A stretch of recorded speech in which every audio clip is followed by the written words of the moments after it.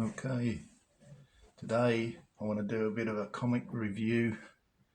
Maybe we'll see, maybe I'll be able to do other people's comics eventually. We'll see how we go with this one. This is my first comic that I ever did way back in 2015, I think it was, when I did this. So I was going to call this series Tall Tales and True, but I wanted to have a title that started with A, because A is the beginning of the alphabet, obviously, and usually when things are listed, they're alphabetically. So if this comic is listed with other comics from other people, this would be at the head of or one of the first comics in the list. So that's why I went with Amazing Tales. I looked through Google to see if there are any other comics titled Amazing Tales, because I thought Americans would have done that by now, but there wasn't. There's, I think, Amazing Stories and something else amazing, but Amazing Tales had not been taken, so I grabbed it. All right, so I'll only do the first story in this, which is called Office Romance, is the first story, and the front cover is derives from what's going on in that first story. So yeah, anyway, we'll see how we go. Its opening scene, we have the dropship 15 travelling through space, and it's called Office Romance. The crew's wondering where they're going, and they're unsure. This is just an exercise, a training exercise that they're going on, something that military people do a lot of. So, all right, and inside the cockpit we've got two characters here, Susie Keogh and Steve Herbert. He goes by the nickname of Sherbet, because you got his Sherbet, Steve Herbert Sherbet. So they're just having a bit of a natter there as they're travelling along, talking about different things. So Susie's decided to get up and make a cup of coffee, have a brew, and Steve Sherb says, "Oh, make me one while you're up there." And they're talking about how they'd rather be a pilot rather than a mud lid. They call the ground stompers, the infantry boys, the troopers, they're called mud lids. So she says, "I'd rather be a pilot and not a muddy." And she says, "Why that?" And Sherb says, "Why is that?" And she says, "I'd rather fly than walk." Ha ha. "Yeah, me too," says Sherb. "I hate walking." Right, so that's why they're pretty happy with their little job. So anyway, Susie's up the back there making a cuppa, and Sherb says, "Oh, hey Susie, you've left your comms open, your text com open." She says, it'll be okay, I won't be long." And he says, "Well, you know it's a security breach, don't you?" She says, yeah, but I won't tell anyone if you don't." She says, "Just keep your eyes on your own console." And he says, "I'll teach her a lesson." So quickly he types in here, he's got, "I think you're hot. Can we meet up for some wild fun after this exercise?" So he's done that on Susie's console while she's away. And she's thinking, "Oh, who will I send that to?" He's thinking, "Oh," and he's come up with someone, so he pushes the send button, so it disappears off into the void to whoever. Right, down in the mud pit, this is where the troopers are. Old Rock, not Rock, Sergeant Rock. What's his name?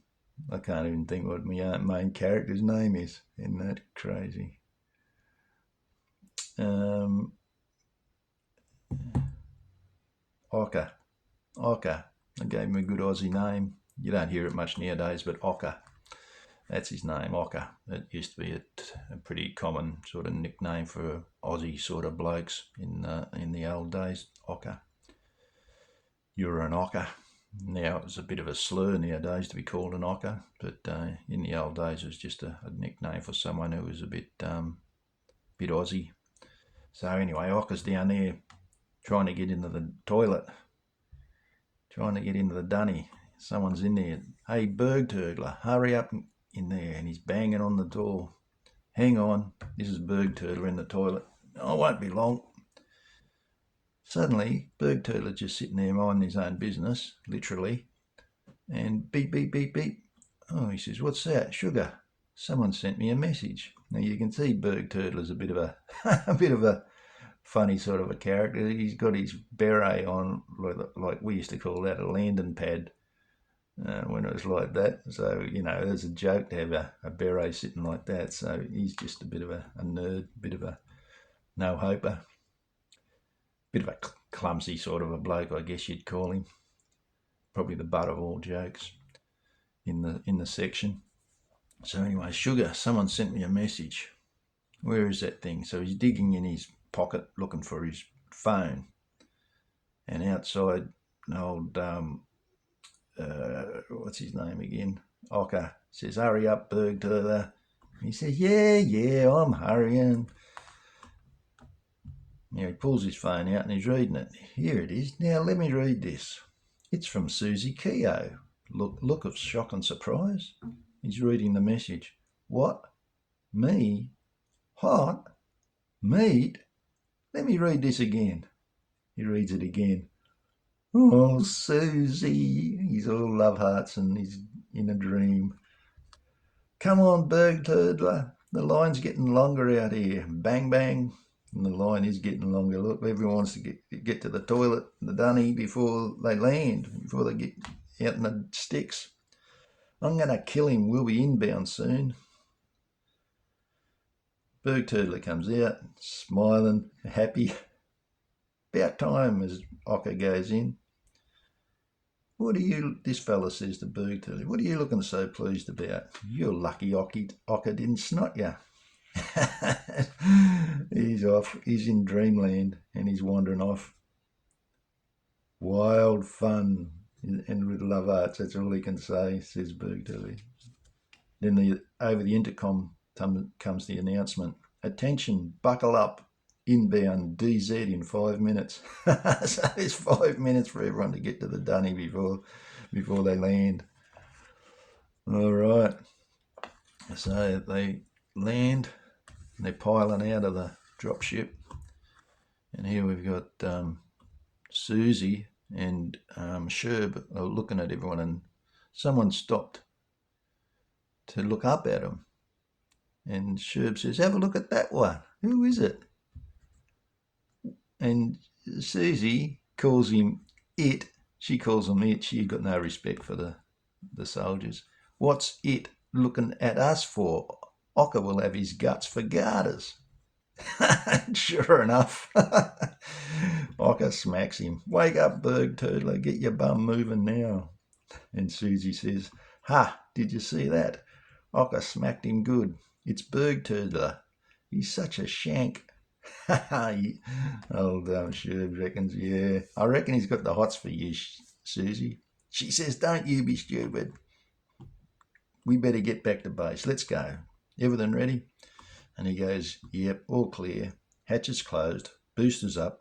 Glitches off. Let's go. Glitches off. We hope they're off. You don't want glitches, do you? So anyway, they're lifting off, and the troopers are running off to roll in the mud and spend a couple of weeks out the bush. Oh, a week it is. Berg Turtler says, see you in a week, Susie. Still in dreamland. Oh, Ocker, watch where you're going, Berg Turtler. Now move it. Anyway, nothing goes smoothly in the army. Suddenly, click. What's wrong, says Susie. The port thruster has collapsed. Back off the power, too late. So you can see that one of the thrusters has stopped going and the other one's full speed and she's flipping over. Crash. So they're the dropship 15 crew double over to see over the hill to see what's happened, see how they're getting on. Inside the wreck, Susie and Steve pull themselves out. They're just going to get out and boom, she blows up. Oh no, it's blown up, look. So the dropship 15 come over the rise and they can just see the wreckage. Oh man, says Ocker, drop your packs, form extended line and start looking for body parts. So they're not, doesn't look good. Anyway, they found them. So they start to render some first aid. And someone's picking Sherb up. Relax, sir. And Berg Turtler's run over to Susie and he says, Susie, it's me, Berg Turtler. And Susie's coming out of a stupor. Ooh, does it hurt, Susie? And Susie says, I'd feel a lot better if, yes, Susie, you got your bloomin' knee off my flamin' stomach. Oops, sorry. That's an old joke, that one. That's from F-Troop. A short while later, there's the wreckage down there and Susie and Sherb are on the hill looking down at it. Susie says, Sherb, we're going to have to serve in the Space Legion for the rest of our natural-born lives to pay off that ship. And Sherb, he doesn't even want to look at it. Don't talk about it. I don't even want to look at it. So old Rocker walks up. Well, I've just spoken to TACCOM and I have some good news and some bad news. Oh, you don't want to hear that when you're a soldier. Here we go. Oh, and Sherb just groans. Ocker goes on. The good news is that is that they're sending a recovery drone out to pick you up. So Susie go, yeah, right. And the bad news? And the bad news is, says Ocker, there's no room in the drone for you. So you'll have to walk to the outpost and wait for Monday's rat run. So Susie says, today's Wednesday, so they're going to have to spend 5 days marooned on the planet. And old Sherb can say, oh, I'm going to miss neighbours. More good news for me, that is, says Ocker. Bird Turtler has volunteered to guide you back. Oh, g'day, Susie. Thanks for that message you sent me. And Susie looks at him, look of disgust on her face that he's actually talking to her. What are you snivelling on about, Berg Turtler? This message you sent me before we dropped. I saved it, see? And he shows her the message that Sherb sent to him. Sherbet, I'm going to kill you. Old Sherbet scuttles off. Time to go. So they wander off in the distance. Old Sherb's over here walking along. We got 2 little dots here, which one's Berg Turtler getting up close to Susie. He says, I'll buy you a pub countery when we get back to base. And she's going, over Sherb's dead body. And don't walk so close to me. And old Sherb says, I'll leave you 2 lovebirds alone. The end. So that's a little 8-page story that I did. I had a lot of fun. Obviously, you can hear me laughing. But I like that story. It's a good laugh. Yeah. That's sort of something that rang when I was in the army. Was when you had an email account, when computers came in, everyone had an email account, I think. And if you went and you logged on, and you left the computer, you were supposed to sign off, and so no one else could get in there and look at your stuff and all that, security. So that's where this thing starts, when So this is what happened. Actually, one of my mates, sometimes he worked in the Q store, and he would duck out quickly to check something and get back, and he wouldn't log out. And another mate of mine who worked in another office there, sometimes he'd wander in and say, "Oh, what?" And we'd get these emails from supposedly from the first fella saying, "Oh, righto, everybody, I just want to announce that I've come out of the closet. I'm now gay, and I'm interested in meeting anyone of similar interests in the car park after work." And that would be sent to the whole unit. Oh, gee, funny. Talk about a laugh, and we just go, "Oh, old Dave's left his and uh,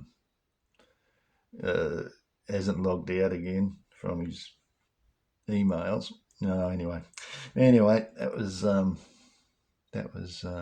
what's inspired that story. Yeah, I don't mind the artwork. This is the first.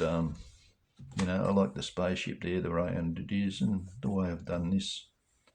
That's done with a dip pen and a brush for the solid bits, hand lettered, all hand lettered there. Yeah, most of the artwork's pretty good. I'm pretty happy with all the artwork there. Yeah, I don't like when I like to write everything in by hand. I think it looks better than you can do it with a machine, the computer, and type it in and stretch it, but it really stands out as that's computerized text. So I like to just do it all by hand. Even if I was doing a newspaper or something like that, I generally do it all by hand. I don't. Sometimes I use a computer. I must say I don't, but that's probably in the last stages of production. Now I realise I've got to change something. That's when I'll do it on the computer. But I try to generally do all my lettering by hand. This is all hand lettering. You can probably tell it looks a bit scratchy, but that's not too bad. Yeah, all the artwork's pretty good. The seatbelt's not too good on that one. The way it's coming through the harness. Yeah, I like it. Yeah, it's a good story. Yeah, I'm happy with that. The way it's done. I like the way it ends. The artwork's pretty good. Not bad. Anyway, that's Office Romance. If you are interested in buying these comics, they're available at the comic store with Sizzle. They're there, and also in Owner Indie, I've got a shop set up there. You can buy them there. I do have digital copies as well as the hard copies. This was the first printing, the actual, because I put a price on it, which I think now is a dumb thing to do. They don't have that anymore. So I think it's 10. It is. I'm pretty sure it's $10 on the thing, and then you've got to pay for a little bit of postage, which might be another $2.50, $3 or something. So anyway, yeah, there's 4 stories in that comic. So maybe we'll do a review of those later. So anyway, that's it for now. That's Amazing Tales #1. Thanks for watching, and enjoy your day. Bye.